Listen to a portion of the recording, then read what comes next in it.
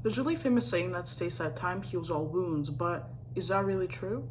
Do people truly believe that time makes your feelings of love or pain go away, or does it just simply dull them?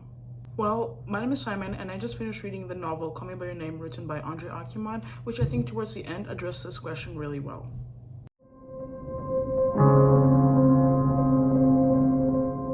To give you more context, today we'll be covering the last two sections of the book, which are titled The St. Clement Syndrome and Ghost Spots. The St. Clement Syndrome is the shortest section of the book, and it just covers the last couple days that Oliver and Elio spent together in Rome before Oliver's departure back to the United States. In this section, Oliver and Elio seem happier than ever. They share lots of intimacy in their hotel room, as well as just being happy roaming the streets of Rome together. There's also a lot of themes of human connection, and they're really enjoying their youth at this time. However, the last section of the book, titled Ghost Spots, covers a very wide range of information. It essentially tells us about the first day that Elio gets back from their trip and then jumps in time to up until 20 years later. Through this section, we get a loose idea of how Oliver and Elio's life turned out to be, as the visitations and their interactions are years and years apart. However, we learn that Elio ended up going to university in America, while Oliver settled down, had kids and a wife, and also became a university professor. Now let's take a look at how all these years of separation ended up impacting Oliver and Elio's trajectory of life.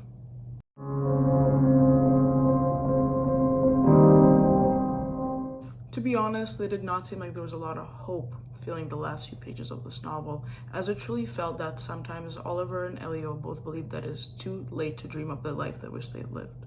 As Oliver and Elio are having drinks at Elio's hotel bar 15 years after that fateful summer, Elio states, "They can never undo it, never unwrite it, never unlive it or relive it. It's just stuck there like a vision of fireflies on a summer field towards evening that keeps saying, you could have had this instead. But going back is false, moving ahead is false, looking the other way is false. Trying to redress all that is false turns out to be just as false. Their life is like a garbled echo buried for all time in a sealed meteoritic chamber." Just for reference, Elio in this quotation is talking about himself and Oliver in essentially the third person, and almost as if they are looking at themselves from a perspective of the old men who were observing them in Rome 15 years ago.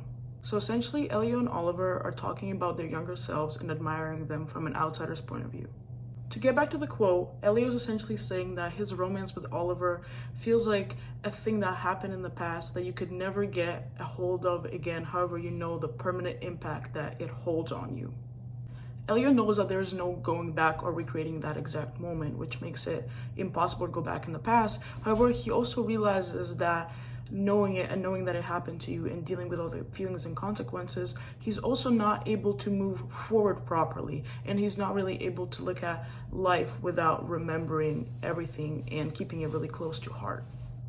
Him acknowledging this 15 years later just tells us that he was never able to fully move on from the situation and live his life without it impacting him severely. But this many years being passed, there is this kind of feeling of there's no remedy for this anymore. We cannot go back. We cannot exactly do anything about these strong feelings. They're just kind of there, always hurting you and always impacting you deeply.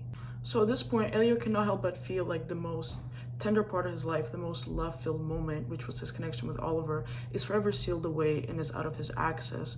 However, he cannot help but ask himself all the time in his head, what if things happened differently? What if we went through with this? What if we followed our feelings or our desires? Or basically, if anything but separation happened to me and Oliver. But he realizes that him and Oliver are kind of at a point of no return, and the only thing he can do is wonder, and even that he feels like is wrong. Through this quote, Elio told us that all the time that has passed did not take any desire for Oliver out of his heart, and instead it just pushed him further and further away from the happiest moment of his life. It is likely that the question of what could have been instead will haunt Elio and Oliver for the rest of their lives. Admitting to regret is especially hard because you're stating that a decision that you made in the past still does not resonate with you today, which is especially relevant in the case of Elio and Oliver. Elio and Oliver continued to have the same conversation I previously mentioned in the hotel bar, when Oliver stated, "And on that evening, when we grow older, still we'll speak of these two young men as though they are strangers we met on a train and whom we admire and want to help along. And we'll want to call it envy because to call it regret would break our hearts." Silence again. "Perhaps I'm not ready to speak of them as strangers," I said. If it makes you feel any better, I don't think either of us ever will be. Once again, Oliver and Elio are fantasizing about seeing themselves as young men and possibly coming up to them and giving them a different sense of direction and different advice. Almost as if they knew what they know now, they would take more care of their past selves. They would admire them more and they would give them advice and possibly tell them to do something differently later on.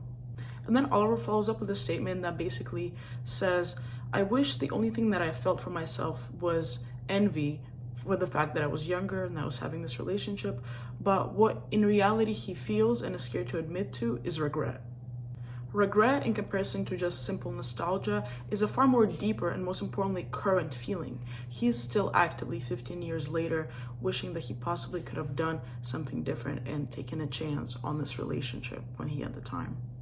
This demonstrates how after all these years, it's not just the good memories they have together, it's an actual longing and desire to be with one another whilst knowing that they no longer could. And as Elliot points out, it feels weird to call their younger selves strangers because they're not, they still very much resonate with the same feelings they had back then. They do not feel like necessarily different people. By struggling to call each other strangers, Oliver and Elio admit that in their head, their relationship is still very much a current and relevant theme in their lives. All this passing time did not make Elio and Oliver strangers, and instead it took their love, passion, and desire for another and turned it into regret of not pursuing it.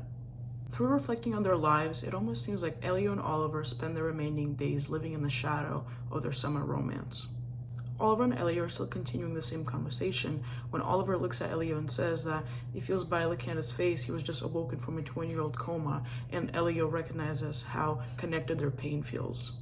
To continue the conversation, Elio states, "We missed out on so much. It was a coma. Tomorrow I go back to my coma and you to yours. Pardon, I didn't mean to offend. I'm sure yours is no coma.